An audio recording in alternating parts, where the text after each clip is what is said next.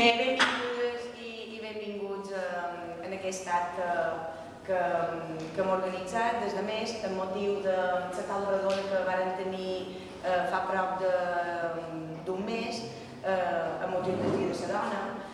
Va sorgir arrel d'una intervenció que va fer un adolescent, la preocupació que hi havia entorn al tractament de la pornografia, i va esclatar a partir d'aquí la preocupació per part de les mares i les diferents famílies que van assistir a l'acte.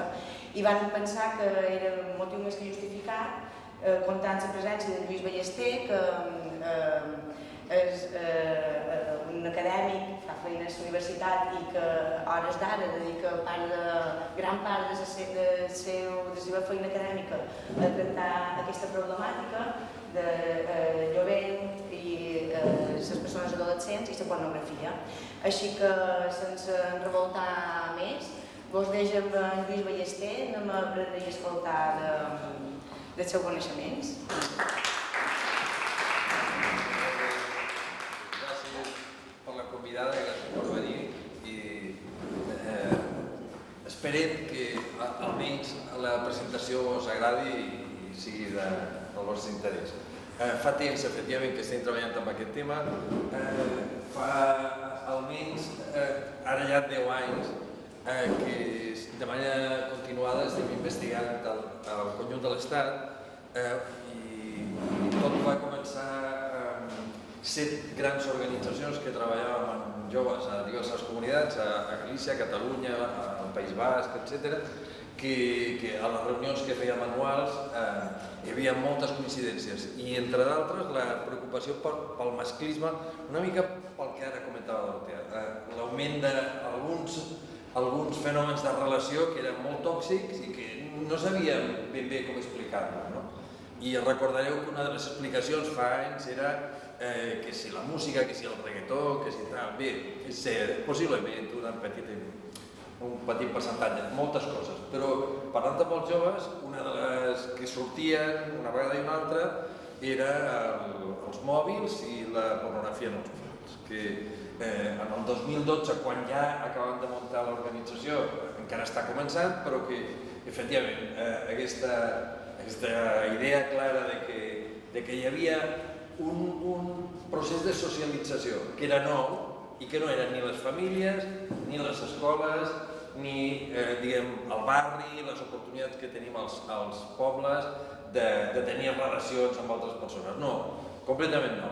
Era internet i dins internet alguns espais especialment tòxics, molt positius per unes coses, molt negatius per altres. Bé, va muntar l'organització el 2012 i hem seguit investigant en aquest tema de maneres molt diverses. Hem fet enquestes, hem fet experimentació d'algunes qüestions que després vos contaré. Però també hem treballat amb moltíssima gent, ens hem trobat amb moltíssima gent al conjunt de l'Estat i internacionalment que està treballant pel tema i hem pogut aprendre uns dels altres i ara ja tenim un cert coneixement. Hem publicat llibres en castellà, hem publicat articles en català i, per exemple, aquests 2 articles en anglès i en castellà són molt recents i inclouen en detall part de les investigacions darreres d'aquest darrer any del 2021 que hem anat fent. Com vos deia, coincidim amb molta gent. El 2016 se publica un balanç d'estudis internacionals, dels principals estudis internacionals que s'havien centrat en el consum de pornografia per part d'adolescents i joves i la coincidència és absoluta. Arriba tothom a la conclusió, molts estudis, però a més és que és molt sorprenent perquè en paral·lel, sense encara molta comunicació, al Japó, als Estats Units, a França, a Espanya, però també al sud del món, a Argentina, Nova Zelanda, etc., tothom amb conclusions molt similars. El porno té més impacte del que vos pensàveu. Sembla que li han llevat importància o que pensant que bé, que és la mateixa història de sempre i no, en absolut, canvia moltes coses. La pornografia, hauríem de definir què és això del porno, de la pornografia. Nosaltres parlant de nova pornografia i bàsicament parlant d'aquesta manera. Fixar-nos, imatges sexualment explícites habitualment molt carregades de violència sexual, encara que la violència sexual a vegades no sigui parlar, sigui verbal. És a dir, dir-li a una dona guarra, perra, zorra... Sí, no? Això és violència, crec, també. Llavors, aquest tipus de tractament, clarament, i no és una casualitat, pensem, el tractament de les dones és molt específic, són les perjudicades de la producció internacional de pornografia i després cap altre interès, ni científic, ni artístic, ni informatiu, ni res més. Com és possible que unes companyies bestials, amb inversions bestials, facin un producte massiu que arriba a tot el món, és a dir, facin inversions bestials, les mantinguin en el temps i sigui pràcticament tot gratis? És possible un negoci així? El capitalisme actual falla alguna cosa, no? Què voldrà aquesta gent de nosaltres? Vol influir sobre les nostres conductes. I això és el que almenys hem de tenir elements crítics per ser conscients de que darrere hi ha un negoci, que això és un negoci. No? Encara que algú pugui pensar que té elements positius. Sempre ha hagut pornografia, és cert, sempre totes les cultures representam el cos humà i el representam per moltes coses, per provocar, però també per gaudir de la representació del cos, però hi ha alguns canvis. I un dels canvis més fonamentals és que el capitalisme té capacitat de reproduir aquestes imatges d'una manera massiva entorn als anys 50-60 del segle passat. Sí? Encara no fa ni 100 anys. I llavors es comencen a muntar negocis com el Playboy, com el Penthouse, com... Recorden aquestes revistes? Els hi han contat, no? Hem de ser més grans per tenir l'experiència aquesta. Però en qualsevol cas eren tirades limitades i a més, ahir ho contava, cada vegada que anem a fer algun taller és molt divertit perquè pels joves una revista com el Playboy és una revista que ara és jo què sé, com un conte per nens, no? Perquè no té cap impacte, comparat amb la pornografia que estan visualitzant habitualment, no té cap força per ells, no? Pensen, oh, que guapo, no? Està bé. Miraven aquestes coses? Sí. Als anys 70 arriba... Ai, no deixa marcar. Als anys 70, massa bona la faltada. Als anys 70 arriben a la cinematografia comercial produccions pornogràfiques, però encara estan imitant a les pel·lícules convencionals. Intenten omplir 70 minuts, intenten que hi hagi com una història, etc. Bé, tot això canvia l'any 2008, que és quan les tecnologies de quarta generació arriben als mòbils, i els mòbils canvien. De mòbils de teclat, recorden els mòbils de teclat, el Nokia i tal, no? A mòbils de pantalla. El primer és l'iPhone, però immediatament tothom tradueix aquelles tecnologies que ja estaven disponibles i les du als mòbils. 2008. I el 2008 comença un canvi bestial de la indústria pornogràfica. I si se fixen, canvia una cosa molt important, que és ja ningú paga. Ningú paga. És a dir, per les revistes pagaves, les podies robar, però no pagaves. No? Les pel·lícules també, és a dir, tu podies aconseguir una pel·lícula, però era excepcional, però pagaves, eren productes. O entraves a una sala a mirar, tal, no? A partir del 2008 arriba aquí, no paga ningú, no hi ha límit, pots estar mirant hores i hores i hores, tota la teva vida el podries estar mirant, no hi ha cap límit. Ara la wifi, la connexió a internet ja tampoc té límit, vull dir que no hi ha cap limitació de cap tipus, d'acord? I aquest és un canvi substancial.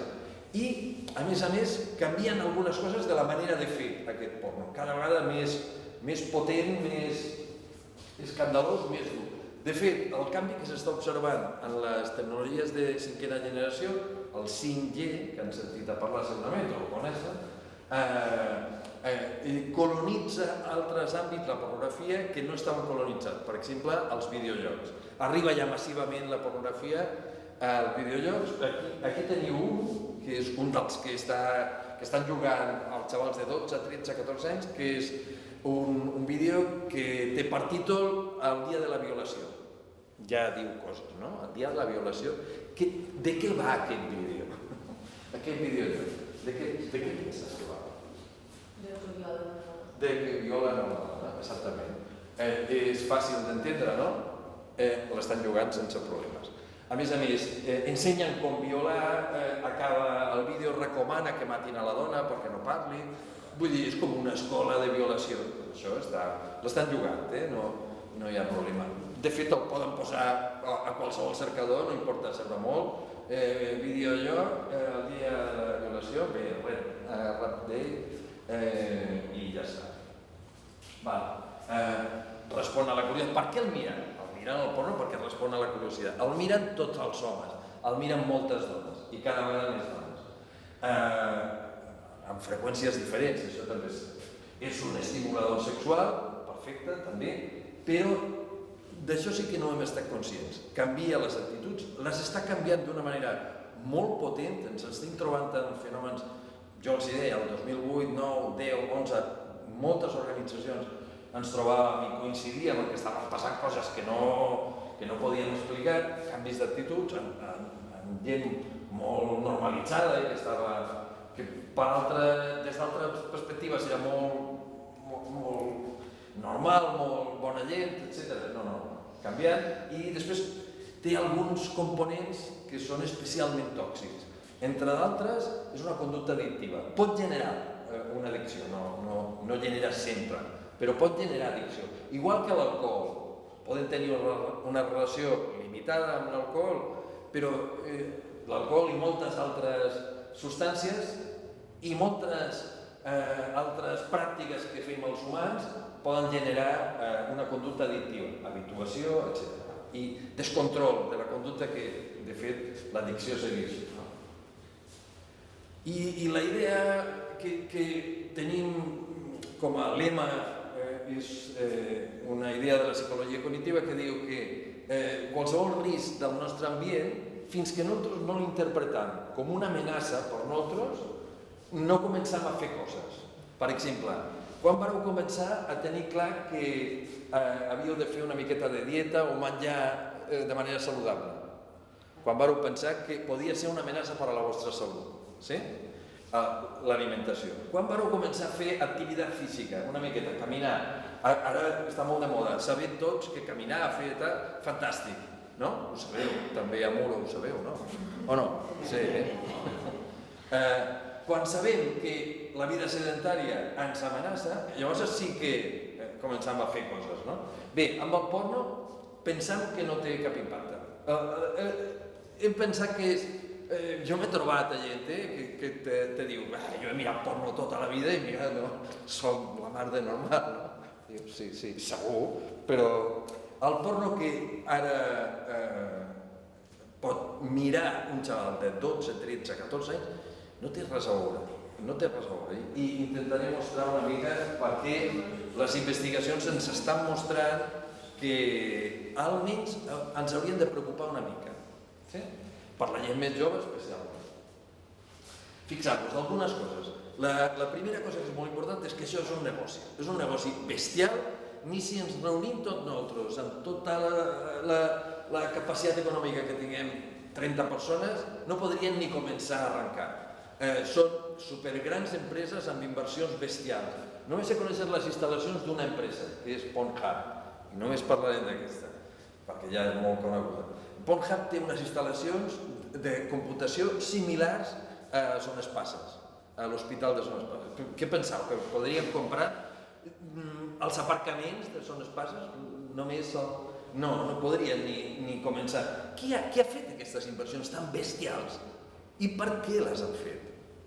I per què és gratuït? Bé, ho hem de pensar, no? És un negoci bestial. I a més estan totes absolutament ocultes amb l'excepció d'una, que és aquesta, que fa, no perquè coneguem una de les seves marques, que en té unes quantes, sinó que és una gran empresa amb seu al Canadà que va girar una miqueta la truita d'aquestes organitzacions i va dir jo vull sortir i vull fer un màrqueting de que som fantàstics i que fem una cosa fantàstica. Va, molt bé, després parlarem de lo fantàstic que és. I la segona cosa, Qui vol dir què és l'incest? L'incesto. Que te trates amb un infant, Tenir sexe amb un infant. Normalment, relacions en primer grau, pares-fills, perquè entre germans és segon grau. Primer grau. El primer grau és pares amb fills.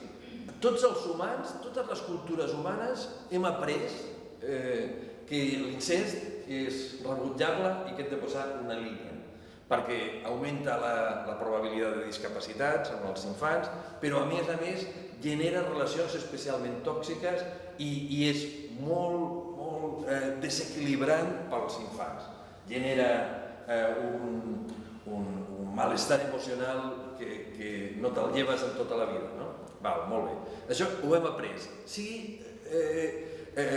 la que sigui la cultura humana que mirau el mapa, li donau voltes a un mapamundi d'aquells, a una bolla, aturau, qualsevol cultura del món té límits amb l'incest. Bé, el porno és l'únic producte cultural que promou l'incest, que té milers de vídeos de el padre va por la noche y a ella le encanta, i és una nina de 9 anys, o és el que sigui. Per què, no? Per què és necessari? O violacions, etc. I mireu les dimensions, és un negoci, això ho hem de tenir clar tot el temps. Mireu, un estudi fet el 2017 als Estats Units, tots teniu el que vos han contat del porno, sabeu que és gratuït, habitualment, però hi ha vídeos que es paguen, que és aquest vídeo VIP, aquest vídeo que és una mica més tard, o se paga per altres coses. Si algú té interès en parlar. L'estudi aquest va mostrar com el que pagaven, la gent que pagava, feia que el volum de negoci només als Estats Units en un mes fossin 8.000 milions de dòlars. 8.000 milions de dòlars. Començàveu a entendre per què van fer aquestes inversions astronòmiques. Perquè hi ha un consum massiu per part de tota la població, d'una part molt important de la població. 8.000 milions de dòlars és el volum del negoci de la droga. Cada mes, cada 30 dies, només als Estats Units. Vull dir que són unes dimensions bestials, no?, de negoci. Però també dimensions bestials de la producció. Com que és un negoci bestial, hi ha molta gent que pensa que pot beneficiar-se d'aquest negoci. I com es beneficia? Convidant gent, tal. Ahir contava que tenim identificat un cotxe al Boreu, per Mallorca, de Pornhub, que està fent càsting a Mallorca. Està intentant captar gent per produir porno. Però fixeu-vos en aquestes dades. El Codi Penal només està penat la producció de pornografia a menors d'edat. Cada any estan enxampant 615 al 2018, se publica la memòria de la Fiscalia de l'Estat l'any següent, 587 produint pornografia amb menors d'edat. Les nostres filles, les nostres nines de muro, podrien ser víctimes d'una filmació d'aquest tipus? Sí, segur. I probablement alguna ha tingut la mala sort de caure en aquesta història. Això és gent, en torn a 500 persones, cada any, no només enxampades per la policia o la Guàrdia Civil o qui sigui, sinó investigades i condemnades. És com un exèrcit de gent produint, forçant a la producció de pornografia, intentant enganyar, manipular gent molt jove per produir pornografia com si fos una gran aventura, com si fos una gran experiència, no? Fantàstic. És un gran negoci, molta pasta, hi ha molta gent intentant entrar i fer mal a molta d'altra gent. Fixar-vos aquest exemple, per si teníeu cap dubte, de si li passa a algú proper. És impossible amb els abogats aconseguir que baixin els vídeos. Una vegada que el vídeo ja ha pujat, el posen en venda, el compra alguna d'aquestes supergrans empreses i s'ha acabat. Ja no tens capacitat. Aquesta és una experiència molt interessant perquè després d'anys d'intentar que baixassin un vídeo que li havien demanat, l'havien enviat i li havien robat, finalment accepta aquesta jove, Serena, fer una entrevista que ara ha descobert al New York Times. Si se fixen, és de desembre del 2020, és relativament recent, ha quedat descoberta, perquè diu, mira, ja no tenim... Amb els abogats és impossible anar a judici amb una empresa multinacional que té seus a tot el món.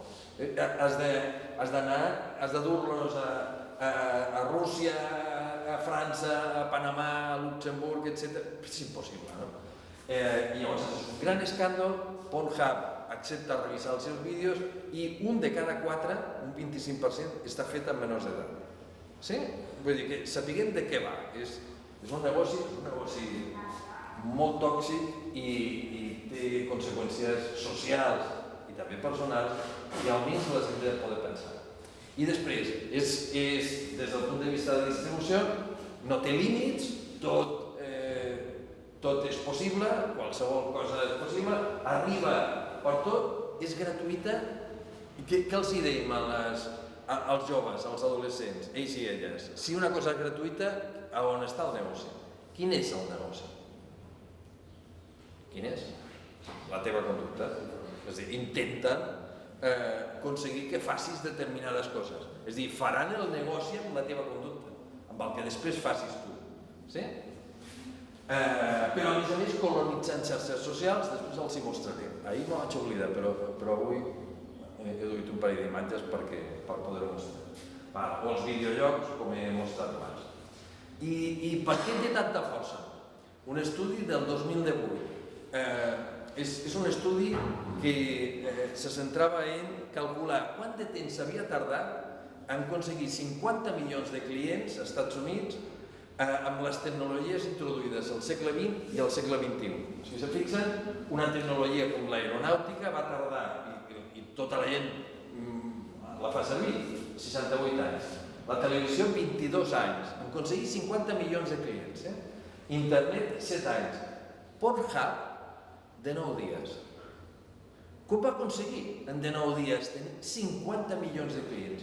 Ja els puc assegurar que no hi ha cap altre negoci al món que tan ràpidament hagi aconseguit una penetració, també se podria dir,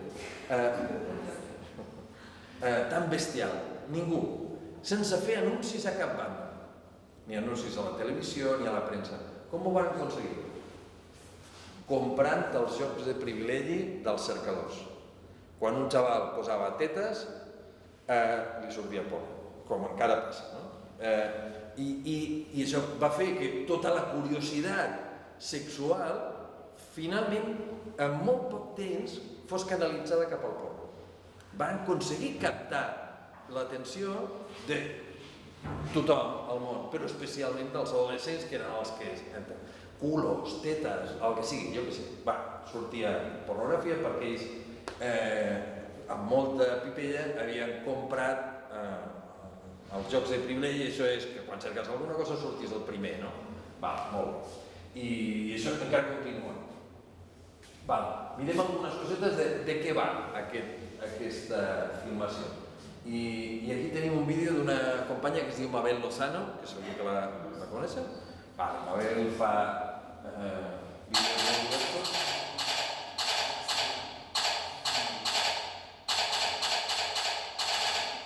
Això és per adolescents.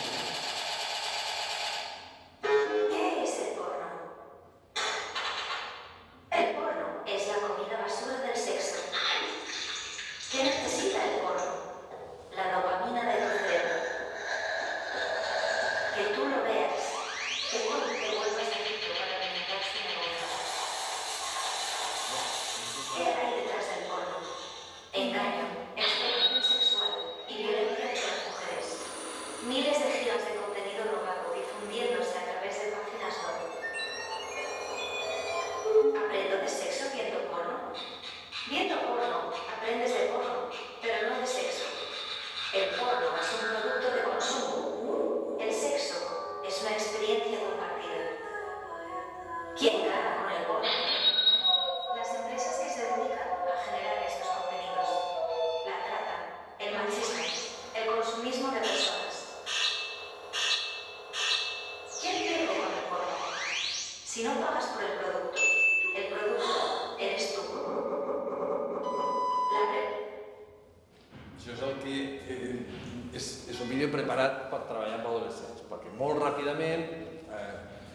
prestin atenció i comencem a poder parlar una mica, no? És una miqueta dur, cru, però intenta tocar diverses coses. És un negoci, cosifica les dones, de fet la sexualitat és molt més ampla que no diguem la gimnàstica habitual que se pot observar al porno. I algunes coses hi ha darrere, per exemple. Una de les que és important és la naturalització d'una relació de domini, que és la relació de gènere desigual. Aquesta és molt clara. Les dones són un producte en el porno, els homes són els protagonistes i els que podrien disfrutar. La negació de que hi ha situacions que són directament delictives. Preferim ignorar-les. El Tribunal Suprem dels Estats Units, també el 2020, se va guanyar una demanda històrica que havien aconseguit posar 20 dones que durant tota la seva història, durant anys de filmacions en el porno, mai els hi havien pagat. Mai. Estaven en situacions de semiprostitució, però diguem que la seva activitat principal era participar. Aliment, una casa per viure, ja està, punt. És a dir, explotació sexual pura i dura. Se va aconseguir que en el Tribunal Suprem efectivament fos condemnada la companyia aquesta. O explotació sexual en la infància i adolescència. Els hi he mostrat 500 homes cada any intentant produir pornografia, aquests produint pornografia amb menors d'edat que viuen al conjunt de l'Estat. Per tant, hi ha dimensions molt importants. La naturalització de la violència, acostumar-se a mirar violència. Aquest és un dels efectes més negatius. Miren moltes hores, especialment els més joves, i arriben a insensibilitzar-se respecte de la violència. I això és un dels aspectes més negatius. I després, la idea de que tu no tens cap responsabilitat. Fem molts estudis i a mi un dels que més me va impactar és un estudi que van fer amb universitaris i feien proves i tal, i després parlàvem amb ells, en cada un d'ells, separadament, i era gent d'educació, de psicologia, de carreres sanitàries, i què més? I de treball social. Treball social, carreres educatives, psicologia i carreres sanitàries. Consumidors habituals. Una de les coses era que molts miraven violència. I tu els deies, bé, però tu saps que aquí darrere hi ha el que es diu un algoritme. Sabeu què és un algoritme, no? Que és el mecanisme automàtic que fa que aquell programa aprengui, no? Què li demanes, i llavors se va adaptar. Quan tu pitges pallissa, adolescent i violació per 5 homes, tu el que estàs fent és augmentant la demanda de violència. I llavors l'algoritme diu a l'empresa s'ha de produir més de pallisses, de violacions amb violència oberta, etc. Tu te n'adones d'això. A qui li importa? Si això ho faig jo privadament, si ho fas tu privadament i estàs connectat per internet a una intel·ligència artificial on estigui la seu d'aquesta companyia que rep les teves demandes. Bé, si ho mires així, és que és així, en realitat. El que hi ha és, hem de produir més vídeos amb adolescents, apallissades, perquè això té molta demanda. Mirem algunes coses més.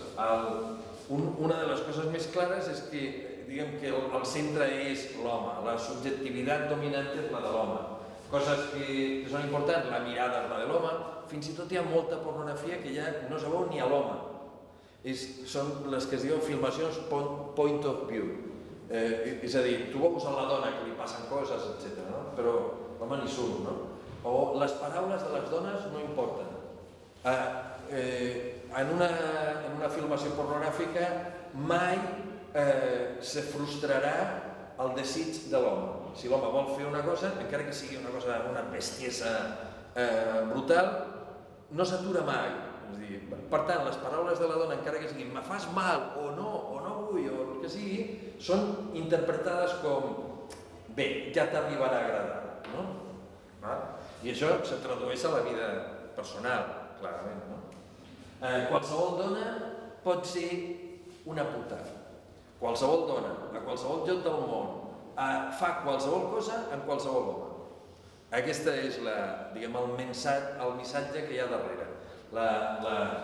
El que aprenen, si no tenen una capacitat crítica una miqueta més desenvolupada, altres coses, sexualització de la violència, erotització del cos més fràgil de la dona.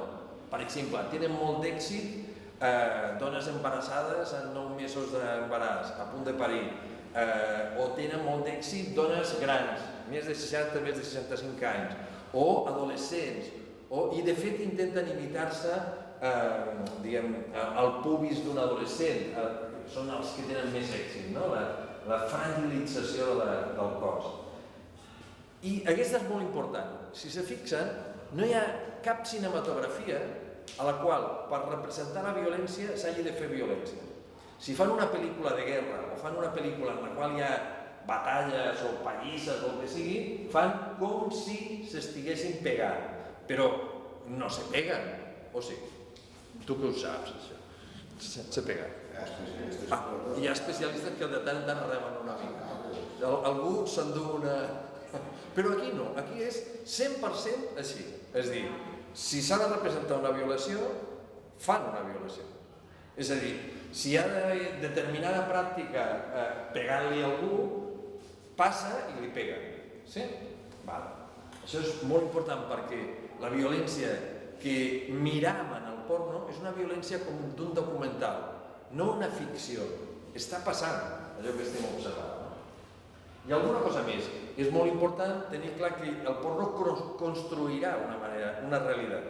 Els productes culturals a vegades pensem que no tenen cap importància, però sí, són molt importants, perquè si arriben a tenir la suficient capacitat d'entrar a les nostres vides, serveixen com a models de conducta. I llavors es produeixen aquesta realitat, fan que cada vegada això passi més a la vida real també. Mira, una de les coses que està passant també és la colonització de xarxes socials. Per exemple, una de les darreres del 2019 intervencions de la Guàrdia Civil d'aquestes massives a Espanya, a més avisada per l'FBI, menors de diferents edats a xarxes socials entre 8 i 14 anys. 145 eren identificables perfectament. Eren nens i nines que tenien nom i llinatge. No 15 ni 12, 145 que van poder identificar nom i llinatge, filmats aquí. O aquesta altra, aquesta és una de les darreres, 2020, 34, aquests són productors de porno amb les seves companyes. Són menors d'edat.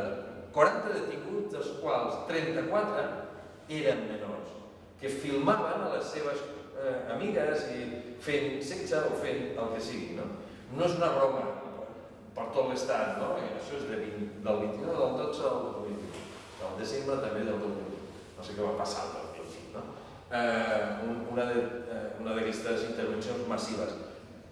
Com distribuïen el porno? El distribuïen a Instagram, no a Pornhub, a Instagram, perquè la colonització de les xarxes és molt important.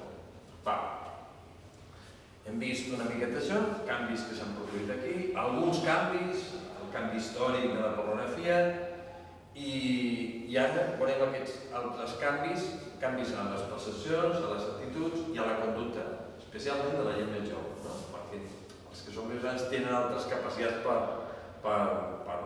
capacitats crítiques com per posar límits. Tot i així se podria discutir, no? Alguns. Un dels impactants. A quina edat recorden tenir primeres experiències en la pornografia? 8 anys. Un de cada 5 als 8 anys. És estrany? És una edat adequada per mirar porno? Cap edat és adequada, però als 8 anys pensen que pots elaborar les imatges? Bé, a quina edat tenen accés a internet els xavals? Als 7 i 8 anys. A quina edat? A la platja de Muro, si veu gent que té un mòbil a les mans i té 4 anys, 5 anys, 6 anys. Tothom. Si sortim ara a la plaça, probablement hi haurà uns quants infants que tenen molt joves aquestes pantalles. Mireu, un testimoni d'una mare. La filla té 10 anys.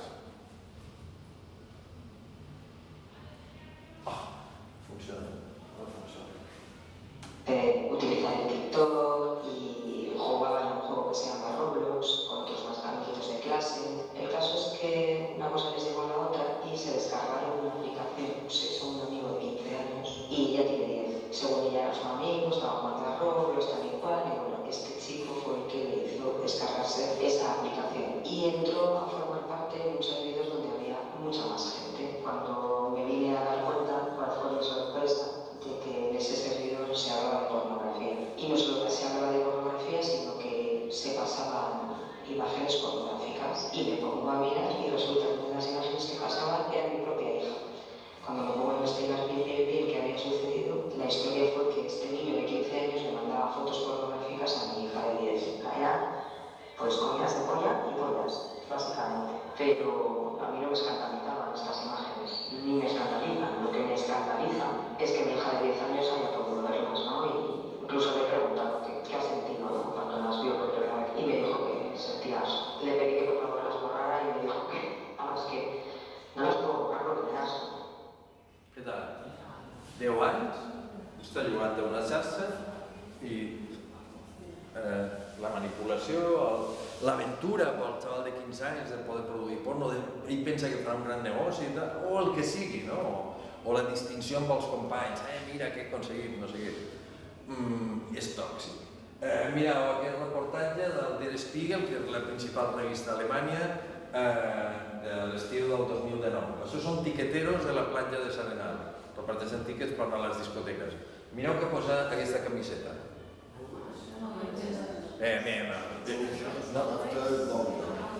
Mira, tu que en saps anglès.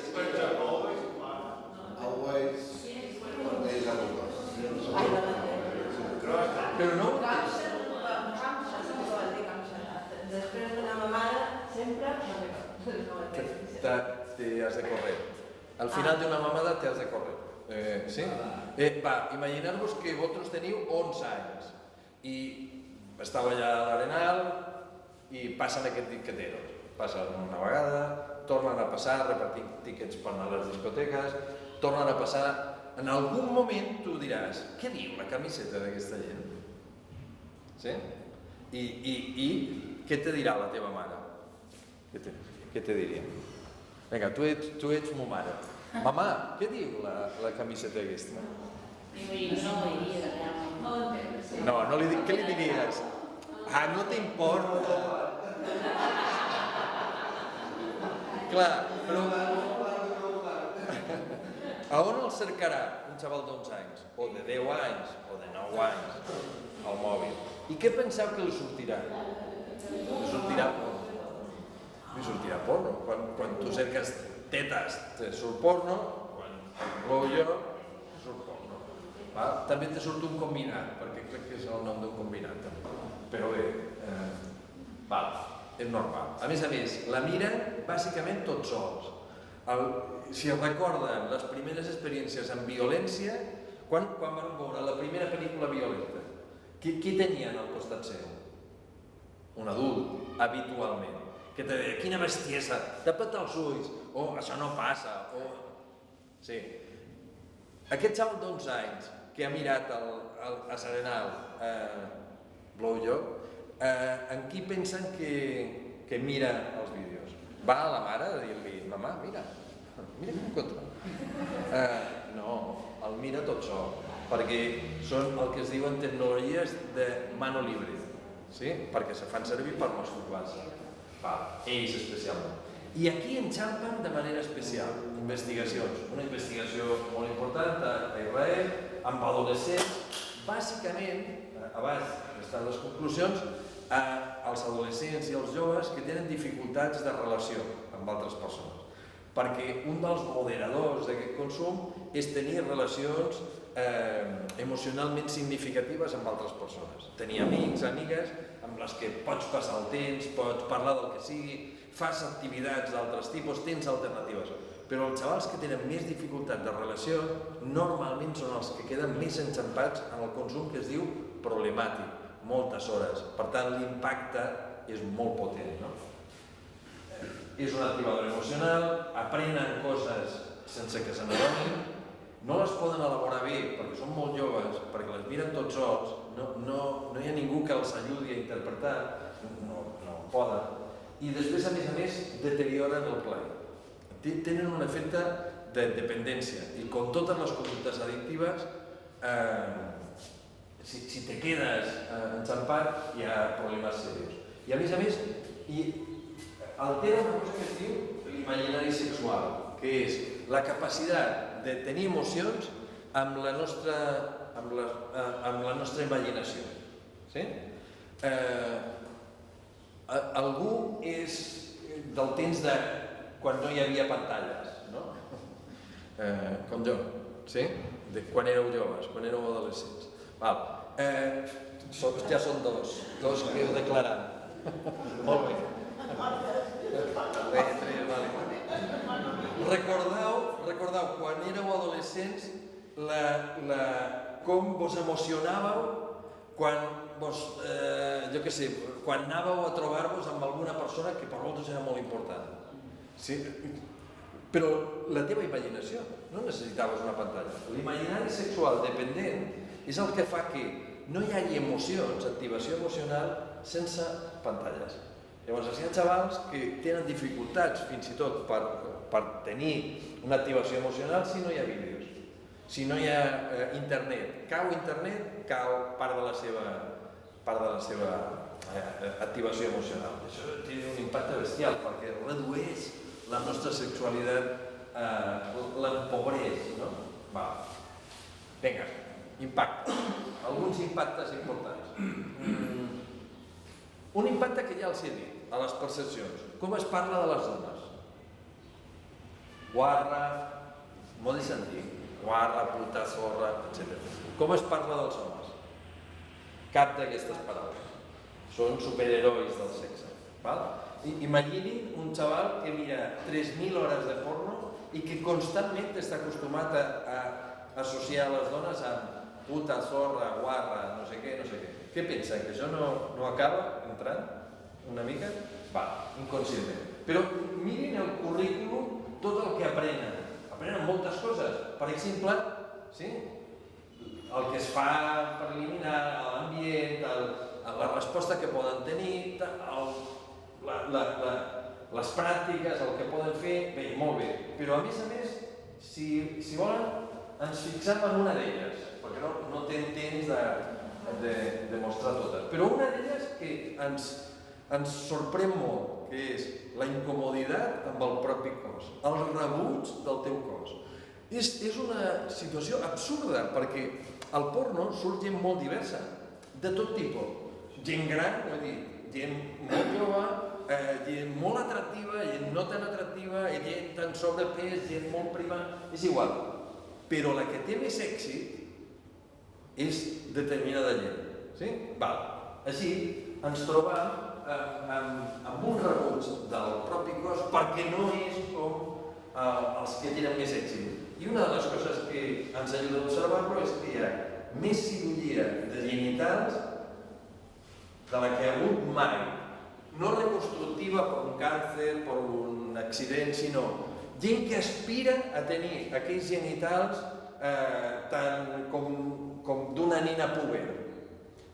Com és possible? Sí, se fan intervencions per reconstruir genitals, llevar els llavis, etc. Molt bé. O increment de pene.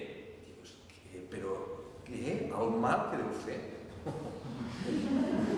A part, és cirurgia major, te pots morir.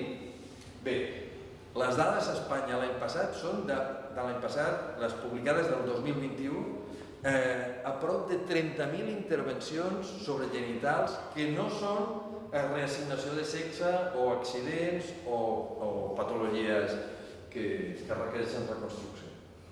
I mirin exemples. Un estudi molt important, que és un balanç de 25 estudis internacionals, arriba a la conclusió de que la visualització de pornografia, visualització regular, s'associa significativament a la imatge corporal percebuda negativament. És a dir, som una merda, per què tinc aquesta panxeta?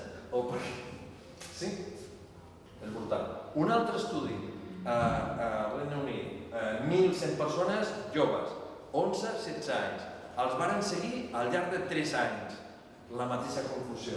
Una d'elles, autopercepció corporal negativa, i d'altres. Sí? Alguns impactes no són molt saludables, són una mica negatius, bastant negatius. Impactes sobre les actituds. Una d'elles, la reducció de l'ús de preservatius. És molt recomanable usar preservatius. Però si a més són una mica promiscus o encara no tenen una parella més maco estable, és molt recomanable, no molt recomanable, és que no hauries de deixar de fer-lo servir. Però en el porno se veu molt poc. No arriba al 20% del porno en el qual es veuen preservatius. De tal manera que s'acostumen a mirar relacions i pensen que són les més, més emocionants, sense preservatius. I això genera problemes. Després ho veurà. O sexualitat centrada en penetrar. No hi ha res més. I la seducció no és sexualitat? No, això són xorrades. Nyonyeries. No, que és molt important. L'acceptació de la violència simbòlica, la dona subordinada a l'home, la manera de parlar de les dones, o la violència ja oberta com una violència que s'està cercant i que és un acompanyament necessari. Per exemple, estirar els cabells, asfixiar l'altre o altres formes de violència que s'acostumen a introduir. I una altra actitud que estem investigant, hem publicat un article dels dos que els havia mostrat al principi, un d'ells és sobre aquest tema, és una investigació experimental amb reducció de l'empatia. Què és l'empatia? Què és?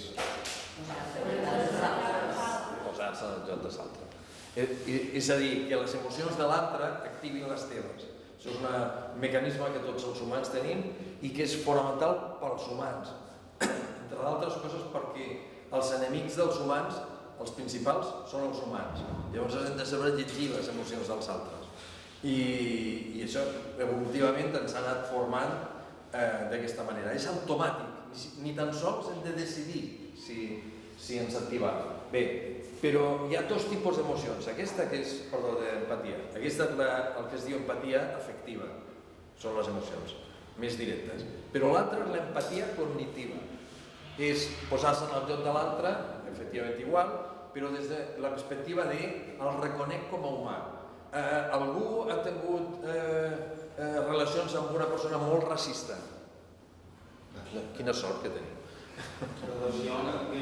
Relacions de que la coneixes, aquesta persona. Clar. Fixar-vos, aquesta empatia cognitiva és la que se desconnecta amb els racistes. No reconeixen que l'altre és un humà. Com que no reconeixen que l'altre és un humà, les seves emocions no li importen. I és l'empatia que se desconnectava, se va començar a estudiar a fons amb els nazis.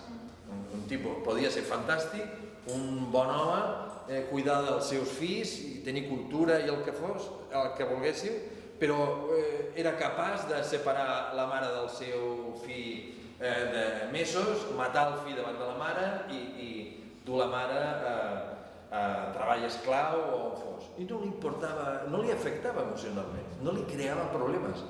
Com pot passar això? Perquè tenim aquest mecanisme que és l'empatia cognitiva, que la podem desconnectar. Sí? Se desconnecta amb els racistes, no reconeixen a l'altre com un humà. Tu ets negre, no ets humà. Te sembles molt, però no. Per tant, no m'importa gens ni mica. Sol passar amb el racisme i en tots els que són diferents, són mecanismes d'agressió. Amb el porno passa amb les dones. Els he contat abans. Un xaval universitari, bona formació, educat, amb valors en altres terrenos, però en aquest és capaç de dir-te: sí, tio, és que me pone, què t'he de dir? El que m'activa més és que li peguin una pallissa i la violin entre 5. Però tu te n'adones que això significa que li peguen una pallissa i que s'activarà i que cada vegada se produirà més? Sí, però què vols que et digui? Se desconnecta l'empatia cognitiva respecte de les dones. És a dir, ens acostumam a que els hi pugui passar una cosa la que sigui, però que no ens afecti emocionalment. Les violacions no són una broma. Tenim un munt de violacions. No existia ni estadística en la Fiscalia de l'Estat, abans els hi he parlat de la memòria de la Fiscalia de l'Estat. No existia estadística de violacions en grup. Eren molt poc freqüents. Les explicaven, però era narració. En aquell moment han hagut d'activar una estadística específica per violacions en grup, perquè només en els darrers 4 anys hi ha més de 250 violacions, imitant del porno, tots joves, se preparen, és una aventura, seleccionen una dona que puguin dominar, la violen, filmen la violació i la pullen a una xarxa. Per això els estan enxampant sistemàticament. Són uns canalles i a més imbècils. Sí, uns canalles a més imbècils, efectivament. I està passant, filmen la violació i no acaba fins que la filmen. Això és un comportament d'imitació del porno, de l'aventura que representa el porno. Impacta sobre les percepcions, impacta sobre les actituds i sobre les conductes. I ja acabarem. Sí? Un altre clic.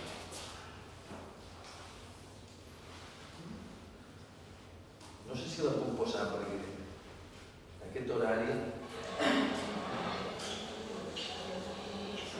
posaré un trosset. Espera aquí.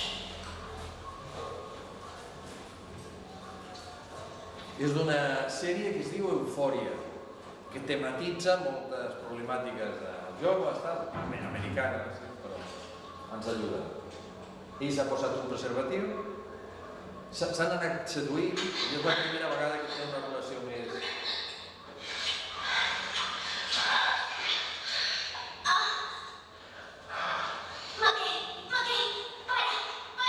Vale, sé que incomoda verlo, pero en serio, os lo prometo, esto no acaba en violación. Os lo explico. El planeta entero ve porno. Eso es así.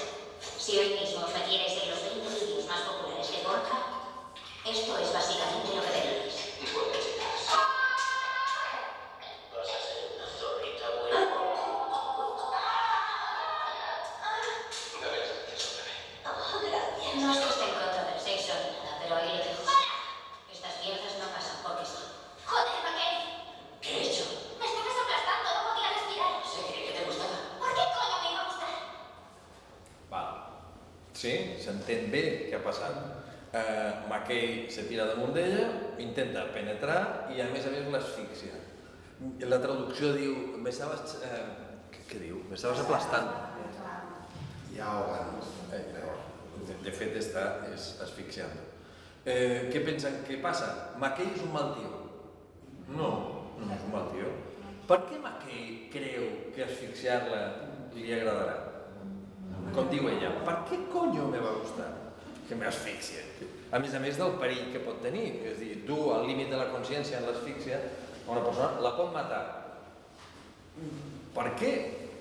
Perquè el porno ha distorsionat la manera d'entendre i aquesta distorsió a un xaval que és un bon xaval fa que tingui conductes que ja són distorsionades. Són conductes que dius, ostres, tu no ho faries per pròpia iniciativa.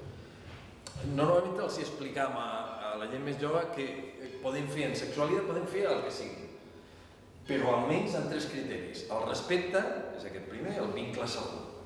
El respecte, no? El consentiment, el consens sobre què volem fer, almenys, i després el plaer compartit. Ell ha pensat en el plaer d'ella? No gens. No? I dius, però tio, és com absurd, no? No som dos? Doncs, va.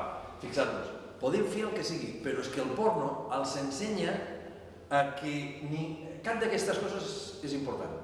Perquè ella podria dir, s'atura perquè hi ha respecte, perquè ella li importa a ell, però podria passar que acabés en violació, perquè ell digués, va, sí, calla, vinga, i ja està. Sí? Va. Com deu estar passant per tot, en aquest moment, a molta gent jove. Gent jove i no tan jove. Teòricament això pensàvem que passava a l'adolescència. En els de 8, 12 de 8 anys. Però no, això ja està passant cada vegada a edats més joves. He mostrat abans com als 8 anys, si volen als 9, als 10, als 11, és igual, massa prest, sense una educació afectiva i sexual suficient com per poder compensar, sense que les famílies estiguin suficientment preparades com per poder parlar amb naturalitat del tema i ajudar. 12 de 8 anys, qui entre els 12 i els de 8 anys no és un consumidor massiu de pantalles? Tota la seva vida prové de les pantalles, perquè els pares i les mares i els adults educatius, etc., hem perdut importància. I l'adolescència entre els 12 i els de 8 anys, els iguals són els fonamentals. I els referents culturals alternatius. De tal manera que les pantalletes aquestes, que són com una pròtesi de tothom, són el focus fonamental de models culturals. I després, si han consolidat aquestes conductes, quan ja tinguin capacitat de consum, probablement això anirà al que deim nosaltres el pas a l'acte, posteriorment. Bé, mirin les dades de freqüentació, és la hipòtesi més baixa d'hores. Consum problemàtic, recorden que abans els hi parlava, són el nivell 1 i 2 de la piràmide. És a dir, a la seva adolescència miraran 1.000 o més hores de porno, cap a dalt. El consum més problemàtic és el de dalt de tot. En torn a un 5% dels joves consumeixen per damunt de les 4.000 hores a la seva adolescència. Per damunt de les 4.000 hores. Una carrera universitària dura més o menys que això. No vas a classe tantes hores, però més o menys t'acrediten que has fet això, no? Imaginin, acabes la teva adolescència i és com si t'haurien de donar un títol als estudis de porno, perquè saps tant, després de 4.000 hores de mirar porno, en saps molt, no? Si les dedicassis a vídeos d'anglès, podries anar a fer classes a Harvard, en anglès. 4.000 hores de vídeos de porno. Recordi, activació emocional, l'atenció concentrada i tu tot sol allà mirant. Posa 4.000 hores de vídeos d'anglès. La tira, no? Exemples d'impactes. Bueno, la major visualització té impactes sobre descontrol de les emocions, de la conducta i de les emocions, etc. Un altre estudi, no és només una cosa d'homes, ja el 3% de les dones estan també en consum problemàtic. Imagineu-vos, si he dit, està calculat que en torn al 25% dels joves estarien en el consum problemàtic, nivell 1 i 2 de la piràmide. Si a Balears tenim quasi 200.000, 150, 170.000, depèn dels moments, són molts, no? Són quasi 40.000, en el moment que tenim més joves a la temporada d'estiu. 40.000, són molts. Això ho passaré, però si algú ho vol. I el que els hi sorprèn més, deteriora el plaer. Com és possible que deteriori el plaer si he descobert la sexualitat més bestial en el porno? Tu m'estàs contant una mentira o una història que no és així.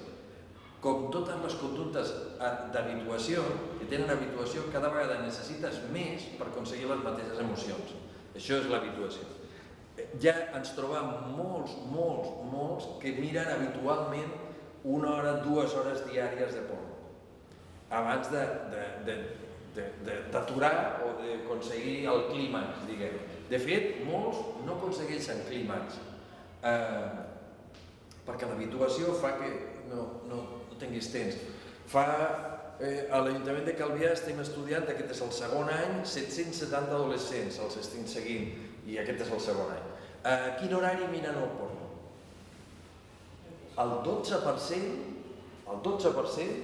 el miren a partir de les 12 de la nit. Qui té responsabilitats educatives per aquí? O qui té fills? Vale. Imaginar-vos cada nit mirar a partir de les 12, 12 i mitja, 1 hora o 2 hores de porno fins a la 1, fins a les 2 o fins a les 3, sí? Perquè és quan que teva està més tranquil·la, no es fiquen en tu. Això arriba a afectar a la vida educativa. Arribes al dia següent i flipes, no? I quan els hi demanàvem, perquè estem fent grups de discussió, és fantàstic perquè deien, jo ho controlo, ahir ho explicava, jo ho controlo amb el cafè, ho controlo completament. En sèrio? Això arribaràs a ser un addicte al cafè perquè no te bastarà un cafè amb llet o dos, va, deteriora el plaer. Hi ha estudis diversos. La visualització habitual de pornografia deteriora el plaer, redueix la satisfacció sexual. I, a més, augmenta pràctiques de risc. Acabarem ja. Si se fixen, això és de l'11 de febrer del 2022, fa poc. Societat d'Estudis de la Medicina de l'Adolescència i Societat Espanyola de la Medicina de l'Adolescència i Societat Espanyola de Pediatria. L'increment de les infeccions de transmissió sexual ells diuen és bestial i està relacionat amb que el 50%, més del 50% dels adolescents entre 14 i 17 anys veuen habitualment pornografia. I si se fixen, no separen per sexe. Ja, ells i elles. Dades d'increment d'infeccions de transmissió sexual, només 15 de 9 anys. Clamídia, 243%, gonorrea, 150%. La gonorrea te pot deixar estèril, per exemple. Sífilis, 54%. El nivell dels anys 50 a Espanya. Estem al nivell dels anys 50 a Espanya. Estem mollats. Si ara tothom pot aconseguir preservatius, per què no els fan servir? Per què pensen que no els fan servir? Què diu aquesta gent? El porno.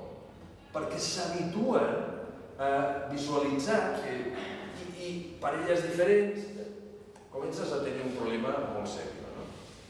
Hi ha algunes altres coses. Per exemple, una de les coses que hem vist, dues, la conducta, això quan començàvem a mostrar la gent ens deia no sé si és així. Aprenen coses en el porno, la seva imaginació sexual acaba una mica contaminada pel porno, cerquen el pas a l'acte, entre altres coses, demanda la prostitució o a les seves parelles, com a aquell. Miri, 25 de març del 2022, la policia entra en un pis en el que saben que hi ha dones en situació de tracte, que estan explotades, i aquí se troben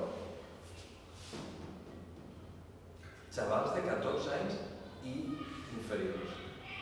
Com a clients, com a prostituïdors, com els vulguin, és igual. Xavals d'aquestes edats? Sí, perquè els anuncis que els arriben en el porno és tens 30 euros, japoneses fantàstiques que a tu te fascinen, saben el que demanen, les tens a 500 metres de casa teva.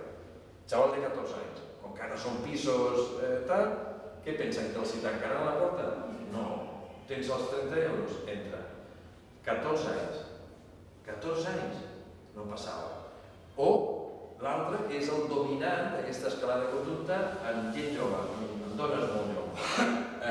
Sexting, és a dir, imatges, que guapa que surts a les imatges, quant de likes?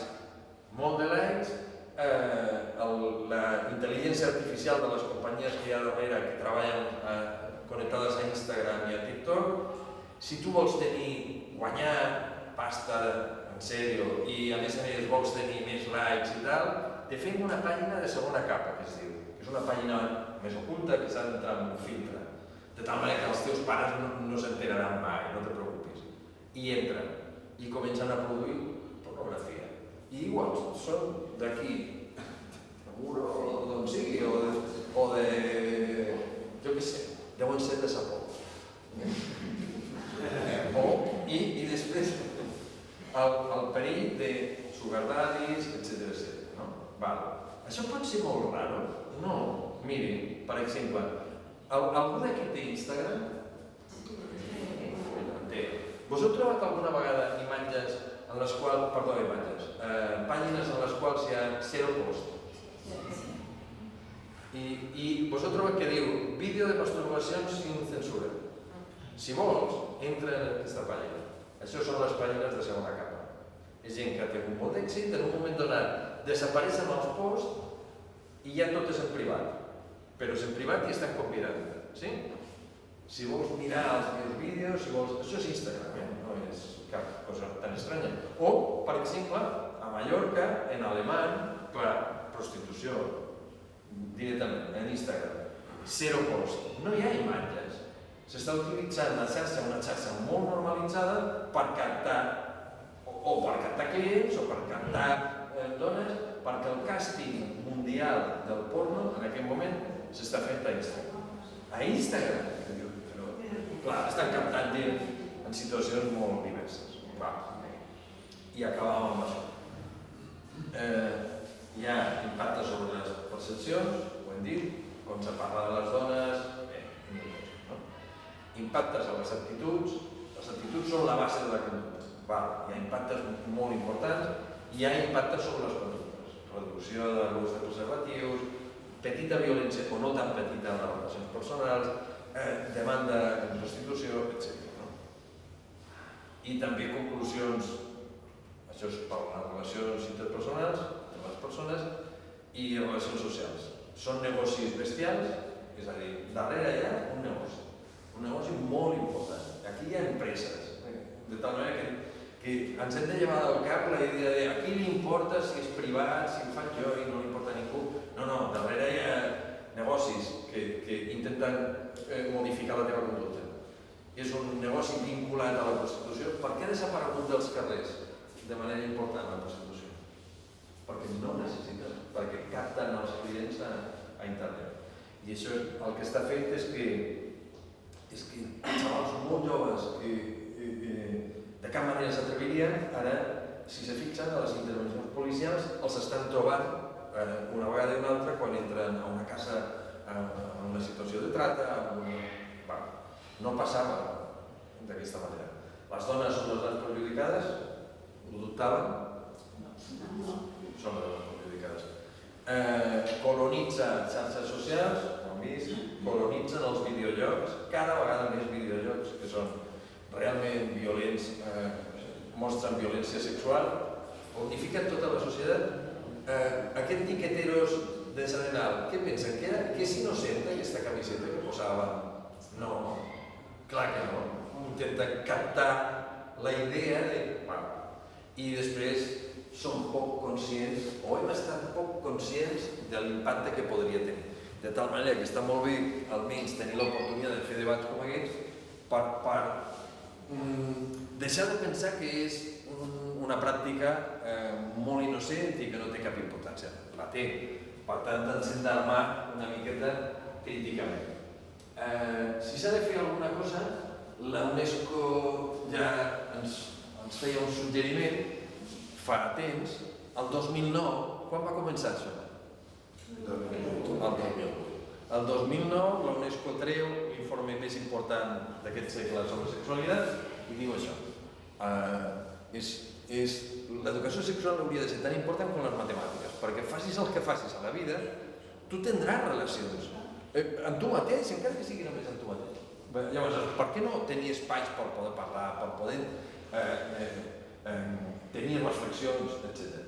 I perquè l'educació sexual tota sola no pot, tingui un cert impacte, se parla de les 5 P's, d'una estratègia més integral que parla de prevenció, la prevenció, per exemple, que podem fer a les famílies o que podem fer quan hi ha alguns controls parentals.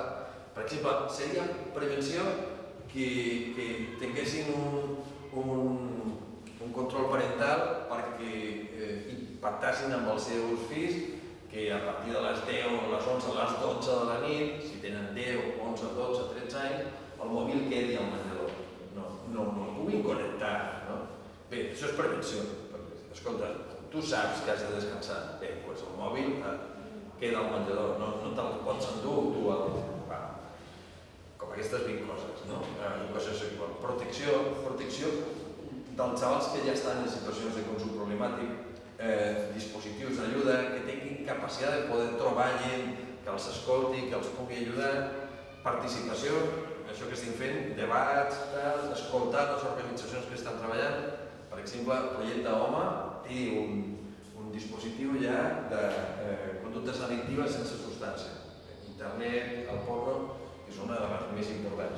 persecució, els he donat algunes dades al principi de persecució policial. En alguns casos, menys hi coincidim. Creuen que és raonable, que sigui legal, que si un xaval de 8 anys posa tetes, li surti porno bestial i el pugui visualitzar tranquil·lament? No. Hauria d'haver algun control? No. Hauria d'haver algun control. Bé, doncs encara falta suport legal perquè no puguin pagar llocs de domini i que se pugui accedir a aquesta potència bestial que tenen. I després promoció. Per exemple, mirin, una protecció al porno francès, al legal, perquè hi ha molt de legal, és obligatori que utilitzin preservatius. Ja està, això per un xaval de 14 anys és molt important, perquè el model és que com a mínim pot fer el que vulgui, vale, molt bé. Bueno, però que hi hagi preservatius. Bé, com aquestes, hi ha un munt de decisions que han de tenir darrere una política que els doni suport. I després promoció de relacions igualitàries, saludables, etc., que és part del que com a societat segurament